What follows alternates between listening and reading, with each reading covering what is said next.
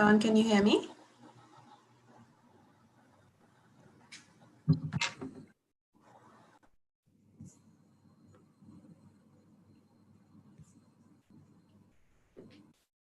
Good morning. Morning. Morning, Davon, can you hear us?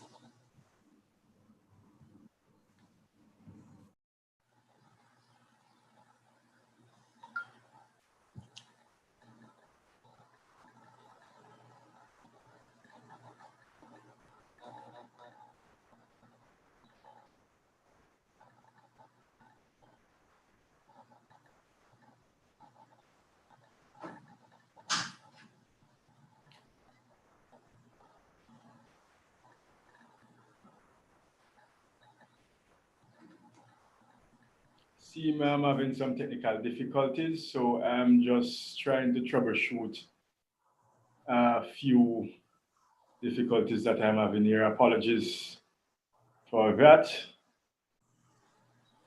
Do you have a Bluetooth device on or headphones on that?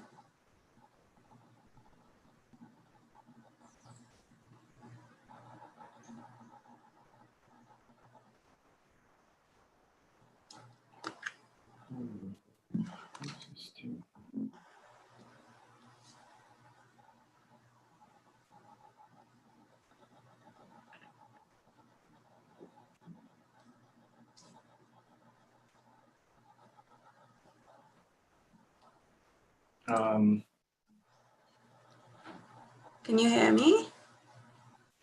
Not yet.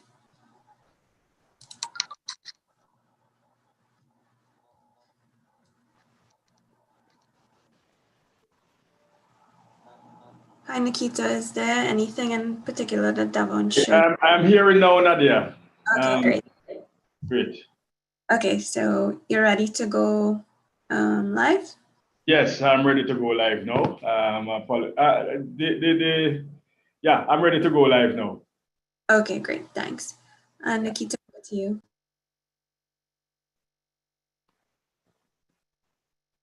You can go ahead. Okay, great. Good morning, ladies and gentlemen. Welcome to the third of the Regional Energy Dialogues that we are hosting under the CARICOM Energy Month 2020 theme. Resilience, re-engineering resilience, energy at the center.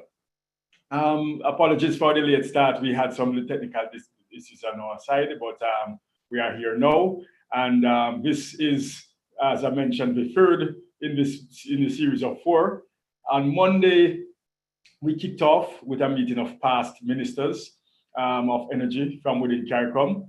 We had those ministers reflect on some of the motivations behind the establishment at the time of the CARICOM energy policy and the Sustainable Energy Roadmap and Strategy, which was approved in 2013 by the CARICOM energy ministers at a special meeting. They were all ministers who were in office at the time and would have been a part of that process. They spoke about some of the advances that the region has made and, of course, some of their expectations for the region and some of their, in fact, enthusiasms for the region in respect to sustainable energy development and growth. Then we had on Tuesday, which was yesterday, a discussion among regional institution leaders who spoke about what their respective institutions were mandated to do based on the agreements that were established to form them among member states within the CARICOM region. And of course, they spoke about what their institutions were already doing and intending to do in order to promote and advance sustainable energy development, especially within the context of climate disaster and other types of resilience within the region, keeping with the theme of this year's Energy Month. In fact, so far the feedback has been that the sessions so far have been highly informative, and that all persons who have participated have learned a lot. So we started in a sense with the high-level perspectives from the policymakers, those who are driving the strategic decision-making at the ministerial level, in a sense, on Monday. And we worked our way yesterday to the institution leaders, those who are connecting the strategy aspects of the work that we're doing in the region with the implementation aspects of the work. Those who are leading institutions that are supporting its implementation in member states. Today, in the third series, we are talking to utility managers, managers of electric utilities. As we talk about the issue of sustainable energy development within CARICOM, a significant part of it has to do with the integration of renewable energy into our energy systems. If you, as one colleague of mine calls it, the apex of the energy system is the electricity sector.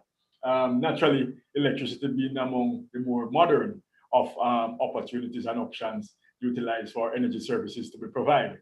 So it is natural that at some point during the series, we would have wanted to speak with those who are driving the energy, the operations within the energy sector, within the CARICOM region. Those who are, if you want to call it, within the vineyards, working in the vineyards, the ones who are implementing this in the energy systems as it relates to the electricity sector, the electric utilities themselves. They are the custodians of what we call the utility grid.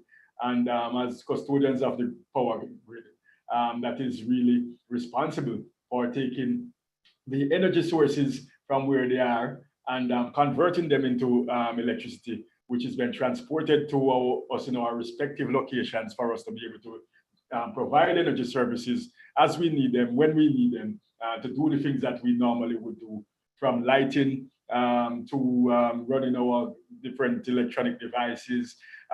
In some instances, you name it, electricity has been a critical part of all that we do. And so the electricity sector is one that requires us to do a